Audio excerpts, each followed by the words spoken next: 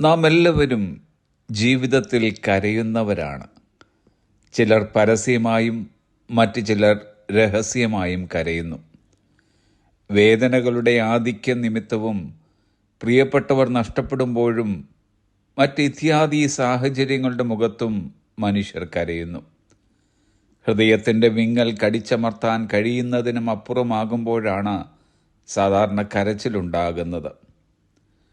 ഒരു ദൈവ പൈതൽ എന്ന നിലയ്ക്ക് നാം കരയേണ്ട ഒരു മേഖലയുണ്ട്. അതത്രേ നമ്മുടെ അവസ്ഥയെ നോക്കിയുള്ള ഒരു കരച്ചിൽ. ക്രിസ്തു ശിഷ്യനായിരുന്ന പത്രോസിൻ്റെ ജീവിതത്തിൽ ഇങ്ങനെ ഒരു കരച്ചിലിലൂടെ കടന്നു പോകേണ്ടി വന്നു. ലൂക്കോസിൻ്റെ സുവിശേഷം 22-ാം അധ്യായം 60 തുടങ്ങിയുള്ള വാക്യങ്ങൾ. പത്രോസ് സംസാരിക്കുമ്പോൾ തന്നെ പെട്ടെന്ന് കോഴി കൂകി. അപ്പോൾ കർത്താവ് തിരിഞ്ഞ് പത്രോസിനെ ഒന്ന് നോക്കി. ഇന്ന് കോഴി കൂകും മുമ്പേ നീ 3 വട്ടം എന്നെ തള്ളിപ്പറയും എന്ന് കർത്താവ് തന്നോട് പറഞ്ഞ വാക്ക് പത്രോസ് ഓർത്ത് പുറത്തിറങ്ങി അതിദുഃഖത്തോടെ കരഞ്ഞു.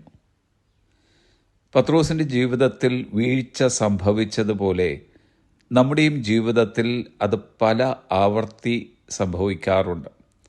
എന്നാൽ നമ്മിലുണ്ടായ വീഴ്ചയുടെ മുഖത്ത് ഒരു അനുതാപവും ദുഃഖവും കരച്ചിലും ഉണ്ടാകുന്നില്ല എങ്കിൽ വീഴ്ച നമ്മെ തകർത്ത് കളയും.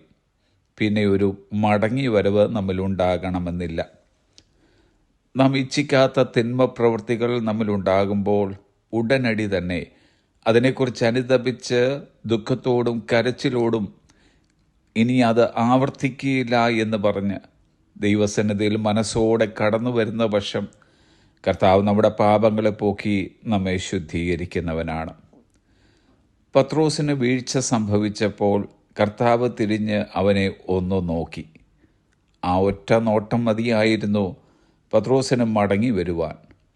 എന്നാൽ നമ്മിൽ പലരും തെറ്റിപ്പോകുമ്പോൾ യേശു കർത്താവ് നമ്മെ ഒന്നല്ല പലവട്ടം തിരിഞ്ഞു നോക്കേണ്ടി വരുന്നു. കാരണം നമ്മിൽ പലരും വീഴ്ചകളെ മറച്ചു വയ്ക്കുവാൻ ശ്രമിക്കുന്നു. എന്നാൽ തിരുവചനം പറയുന്നത് സദൃശവാക്യങ്ങൾ 28-ാം അധ്യായം 13-ാം വാക്യം, തൻ്റെ ലംഘനങ്ങളെ മറയ്ക്കുന്നവന് ശുഭം വരികയില്ല, അവയെ ഏറ്റുപറഞ്ഞ് ഉപേക്ഷിക്കുന്നവനോ കരുണ ലഭിക്കും. കർത്താവിൻ്റെ കരുണ ലഭിച്ച പത്രോസ് പിന്നത്തേതിൽ ഒരു അസാമാന്യ വ്യക്തിയായി ദൈവരാജ്യത്തിനു വേണ്ടി പ്രവർത്തിക്കുകയും ഒടുവിൽ കർത്താവിനായി രക്തസാക്ഷിത്വം വഹിക്കുകയുമുണ്ടായി. നമ്മുടെ ഒരു മടങ്ങിവരവിനായി കർത്താവ് ഇന്നും കാത്തിരിക്കുന്നു.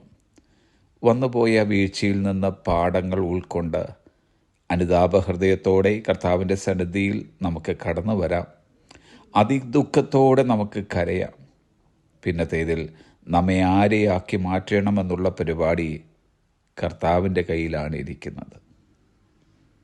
Have A blessed day.